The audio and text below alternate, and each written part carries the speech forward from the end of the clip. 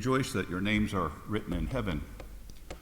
Sometimes we immediately jump to the conclusion that heaven is some other place out there that we go to after we die.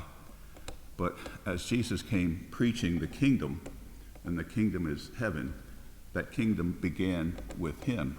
And so the kingdom has a place in this world already, and it's in the person of Jesus Christ. So rejoice in the fact that you are with Jesus Christ. Rejoice in the fact that the kingdom is coming. We say that every day, don't we? Thy kingdom come. I'd like to begin with a story from John Shea. He's the writer of many spiritual books and is known for his storytelling.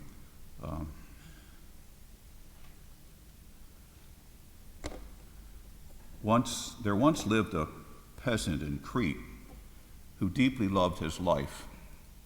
He enjoyed tilling the soil, feeling the warm sun on his naked back, and as he worked the fields, and feeling the soil under his feet. He loved the planting, the harvesting, the very smell of nature. He loved his wife and his family and his friends, and he enjoyed being with them, eating with them, drinking with them, talking and making love.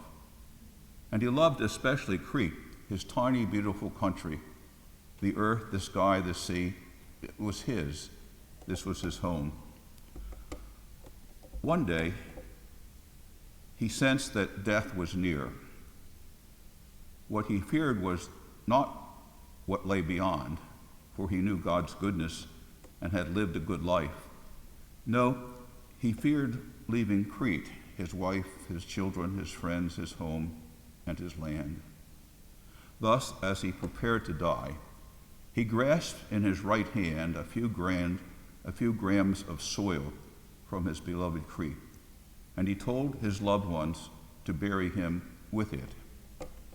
He died, awoke, and found himself at heaven's gates, the soil still in his hand, and heaven's gates firmly barred against him. Eventually, St. Peter emerged through the gates and spoke to him. You have lived a good life, and we have a place for you inside, but you cannot enter unless you drop that handful of soil. You cannot enter as you are now. The man was reluctant to drop the soil and protested. Why? Why must I let go of this soil? Indeed, I cannot. What's inside those gates, I have no knowledge, but this soil I know.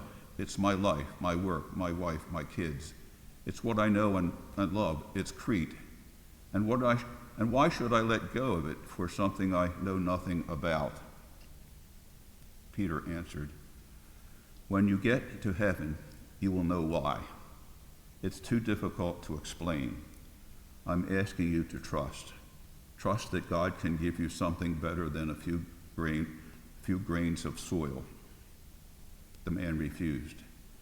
In the end, silent and seemingly defeated, Peter left him, closing the large gates behind. Several minutes later, the gates opened a second time, and this time, from them emerged a young child. She did not try to coax the man into letting go of the soil in his hand. She simply took his hand, and as she did, it opened and the soil of Crete spilled to the ground. Then she led him through the gates. A shock awaited him as he entered heaven. There before him lay all of Crete. There are some stories that don't need a whole lot of explanation. I think that's one of them. But we can, I think, transfer it to some of the things we just heard in our liturgy of the Word.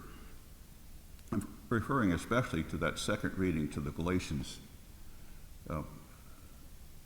Students studying Latin in high school years ago studied Caesar's Gallic Wars, and the first three words are, all Gaul is divided into three parts.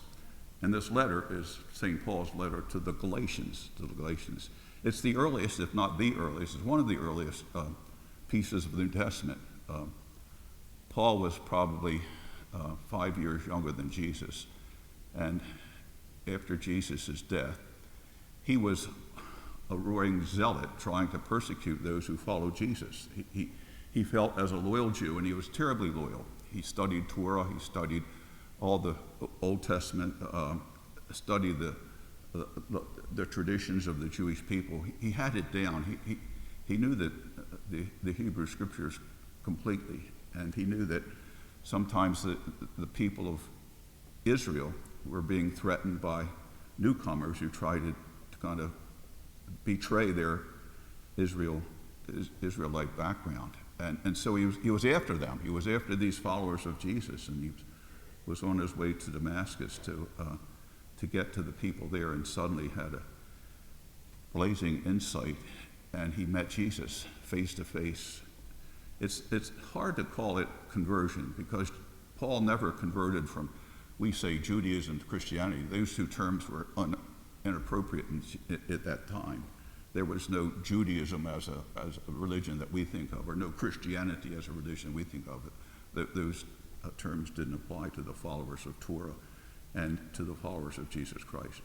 But he met at that moment the fullness of Israelite expectation, the fullness of messianic expectation, the fullness of what it meant to really be aware of where Israel was going. And it was towards that messianic moment when the Messiah would come, when the Messiah would change things and make things different. And there he was, eyeball to eyeball, face to face with Jesus. And it was the Jesus with the scars, with the marks of his torture and crucifixion and death. And that's why he says in this second reading, I bear the marks of Jesus in my body, because he had been through awful kinds of things, put in jail, put in chains, scourged, mocked, beat up, tortured.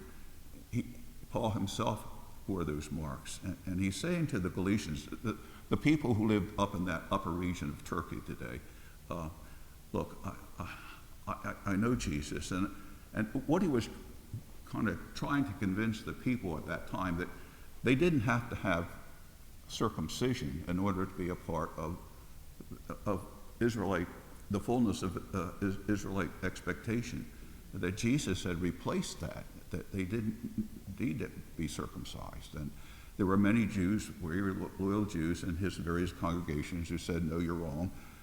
They have to be circumcised before they can become followers of Jesus. And Paul is saying that's not true. It's really not true. And unfortunately, that kind of thinking followed him all the way through, and I think was the source of his eventual execution, beheading in Rome, at the same year that Peter was executed, 64, under Nero's horrible treatment of Christians, both of them killed at the same time.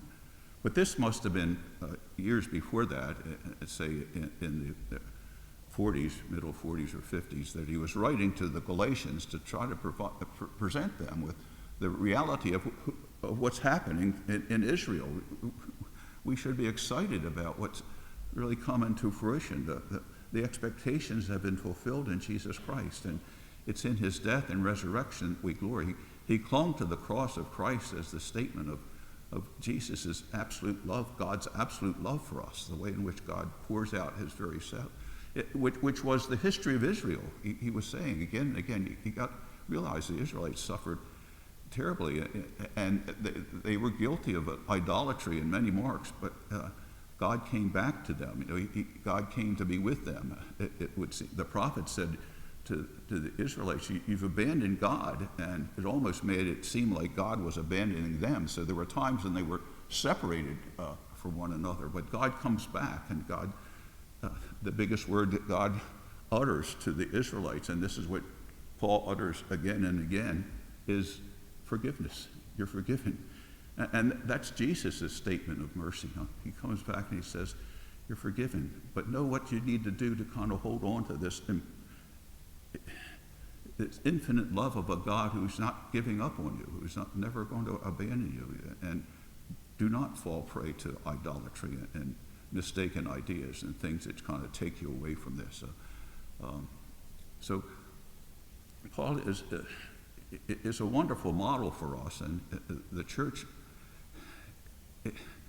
he became such an important figure in the church that the whole Gentile world, so to speak, owes its origin to Paul, that he went out and he didn't just stay with the Israelites. He preached to Gentiles and welcomed them into the circle of those who followed Jesus and understood Jesus. And that's us today, hearing his words again and again. That great statement in that second reading. The first reading from Isaiah is the third. There are three sections of Isaiah's prophecy. It might be three prophets, but it's the third section, which is kind of wrapping up the first two sections, which forecasts and actually lives into the return of the Israelites from captivity in Babylon back to Jerusalem and the ability to recreate the temple again. And the prophet is saying this is a wonderful moment, and those glorious words that are spoken about the return to Jerusalem and being a true worshiping community once again. And yet it's like the church today. You know, the church is not without its moments of severe doubt, of thinking, well, is this group over here more important than this group, or is this group speaking more correctly about our attention to Jesus Christ than this one? And in reality, because of our Catholic religion and our assent to the Pope, we have a firm statement in being able to ferret out the real truth for ourselves. But those things pop up and people start saying things that sound very, very foolish. And that was Paul's life itself. Eventually he was put to death because those who said bad things about him convinced the Romans that he was a misfit, and Nero, that's all he needed to hear to kill another couple followers of Jesus. And the gospel reading, Jesus sending out the 72. Apart from the 12, there was the first part that were apostles. And Paul at first is called Saul of Tarsus. That was his hometown. He was a tent maker, and his ability to make tents, that was his livelihood. Rabbis in those days, and even some days today, needed a real job besides the preaching of the Pentateuch, the Torah. They needed another job, and Paul's other job was tent making, and he was pretty good at it. He succeeded in taking care of his own needs because of that work. So he goes from being Paul of Tarsus, his hometown, to the Apostle Paul. And he wasn't one of the 12. He met Jesus in this miraculous moment on the way to Damascus, and it changed his outlook. It changed his moment. And he didn't convert to Judaism and Christianity. He remained a loyal Jew right up to the end. If you read the epistle to the Romans, his last great epistle, his last epistle, he concludes that with a statement of his being solidly Jewish, a Jew who has found the Messiah.